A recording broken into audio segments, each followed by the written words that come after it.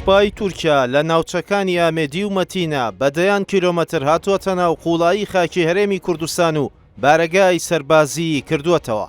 لە هەندێک شوێن بارەگاکانی لەگەڵ خاڵە سەربازیەکانی پێشمەرگە چەند مەترێک لە نێوانیاندایە. بەپێی ئەو وێنە و ڤیدیۆیانەی تایبەت دەست شارپرێس کەوتون لە نزیک ئامێدی هێزەکانی سوپای تورکیا خێمە و خاڵی سەربازیان لێداوە. بە جۆرێک ئەوەندە نزیکن لە هێزەکانی پێشمەرگەوە ئەو ڕێگایی کە پێشتر پێشمەرگە بەکاری هێناوە ئەوان فراوانتریان کردووە و لەو شوێنانەی کە دەیانەوێت خێمەشیان هەڵداوە. ئەمەی دەیبینن خاڵی سەربازی هێزەکانی پێشمەرگەیە پێش ئەوەی سوپای تورکیا بێتە شوێنەکە. پاش ماوەیەک سوپای تورکیا ڕێگاکە بۆ هاتنی خۆی فراوانتر دەکات. با ئۆتۆمبیل و پێداویستی سەربازیەوە دێتە شوێنەکە و لە نزیک خاڵەکانی پێشمەرگە جێگیر دەبن. تەنانەت لەم شوێنە نێوانیان چەند مەترێکە. بیانووی هاتنی سوپای تورکیا بوونی گەریلاکانی پەکەکەیە لە ناوچەکە، ناوبەناو شەڕ و ڕوبەڕووبوونەوەش لە نێوانیاندا ڕوودەدات. ئەم دیمەنەی دەیبینن چوار بنکەی گەریلاکانی پارتی کرێکارانی کوردستانە لە یەکێک لە چیاکانی پشتی ئامێدی. لەسەر ئەوانەوە بنکەیەکی سەربازی تورکیا جێگیر کراوە و دەڕوانێت بەسەر ناوچەکەدا.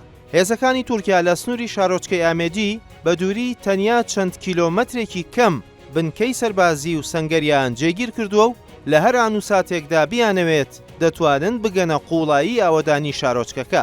لە هەندێک شوێن هێزەکانی پێشمەرگە و جەندەرمەکانی سوپای تورکیا هێندە نزیکن کە دەکرێت بە هاوبەشی پاسەوانی بنکە و بارەگاکانی یەکتر بکەن و وەک یەک تیمی سەربازی ئەماهەنگیان هەبێت.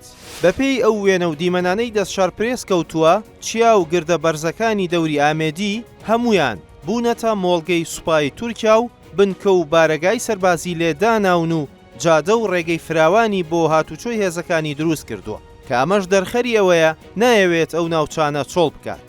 بە نمونە شاخی ئامێدی و شاخی هەکاری و شاخی چەرچڵ. ئەمە بێجگە لە بۆردومانە بەردەوامەکانی تورکیا کە لە ڕێگەی فڕۆکەی سەربازی و درۆنەوە ئەنجامی دەدات.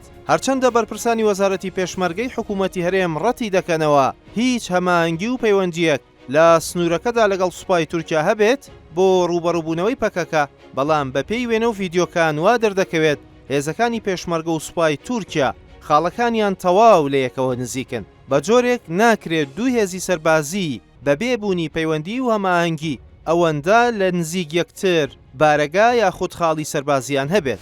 هەفتەی پێشوش پەرلەمانی تورکیا مانەوەی سوپای وڵاتەکەی لە ناو هەرێم و عێراق و سووریا بۆ ماوەی 2 ساڵی تر درێژ کردەوە. بەرپرسانی باڵای حکوومەتی هەرێم بە تایبەت بەرپرسانی پارتی دیموکراتی کوردستانیش بوونی پەکەکە لە ناو خاکی هەرێم بە دەستدرێژی و خۆسەپاندن لە ناوچەکەدا دەزانن و پێیان وایە نابێت گەریلا بیانوو بداتە تورکیا کە هێرش بۆ سەر و ناوچانە بکات.